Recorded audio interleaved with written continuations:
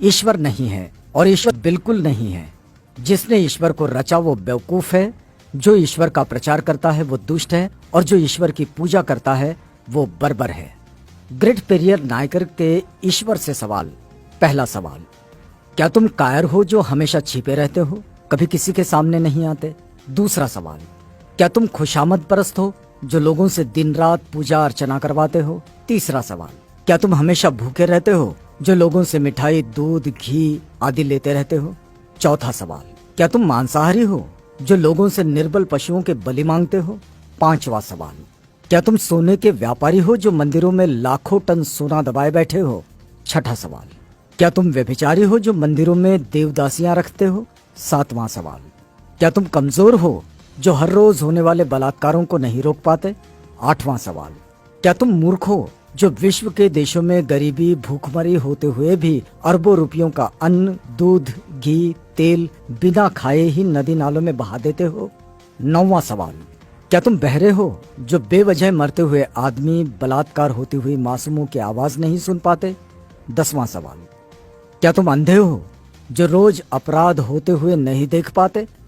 11वां सवाल, क्या तुम आतंकवादियों से मिले हुए हो जो रोज धर्म के नाम पर लाखों लोगों को मरवाते रहते हैं? 12वां सवाल, क्या तुम आतंकवादी हो जो ये चाहते हो कि लोग तुमसे डर कर रहें? 13वां सवाल, क्या तुम गूंगे हो जो एक शब्द भी नहीं बोल पाते लेकिन करोड़ों लोग तुमसे लाखों सवाल पूछते हैं? 14वां सवाल, क्या तुम भ्रष्टाचारी हो जो गरीबों को कभी कुछ नहीं देते जबकि गरीब पशुवत काम करके कमाए गए पैसों का कतरा कतरा तुम्हारे ऊपर न्यौछावर कर देते हैं? 15वां सवाल, क्या तुम मूर्ख हो कि हम जैसे नास्तिकों को पैदा किया जो तुम्हें खरी खोटी सुनाते रहते हैं और तुम्हारे अस्तित्व को ही नकारते हैं? 5 मिनट का समय निकालकर जरूर पढ़ो भगवान के कारनामे। नास्तिक होना कोई आसान नहीं। कोई भी नासमझ इंसान ईश्वर के अस्तित्व को मानकर फ्री हो जाता है।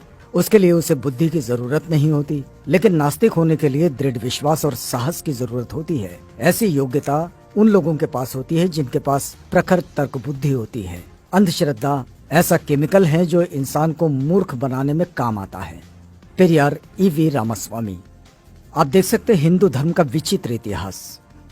पेरियार लिखते हैं, मंदोदरी मेंढकी से पैदा हुई थी, श्रृंगी ऋषि हिरनी से पैदा हुए थे, सीता मटकी से पैदा हुई थी, गणेश अपनी मां के मैल से पैदा हुए थे, हनुमान के पिता पवन कान से पैदा हुए थे, हनुमान का पुत्र मकरध्वज था जो मछली के मुख से पैदा हुआ था, मनु सूर्य के पुत्र थे, उनको छींक आने पर एक लड़का नाक से पैदा हुआ था, राजा दशरथ की 3 रानियों के 4 पुत्र जो फलों की खीर खाने से पैदा हुए थे, सूर्य कर्ण का पिता था।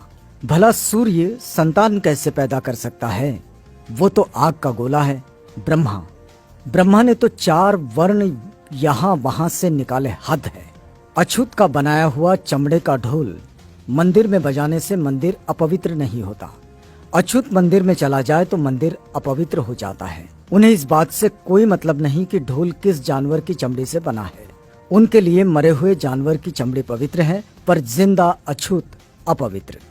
लानत है ऐसे धर्म पर। बुद्धिजीवी प्रकाश डालें, दिमाग की बत्ती जलाओ, अंधविश्वास भगाओ। यदि पूजा पाठ करने से ही बुद्धि और शिक्षा आती तो पंडों की औलादें ही विश्व में वैज्ञानिक, डॉक्टर, इंजीनियर होते। वहम से बचो, अपने बच्चों को उच्च शिक्षा दिलवाओ, क्योंकि शिक्षा से ही वैज्ञानिक, डॉक्टर, इंजीनियर और शासक बनते हैं, पूजा पाठ से नहीं। अतः वहम का कोई इलाज नहीं है और शिक्षा का कोई जवाब नहीं है।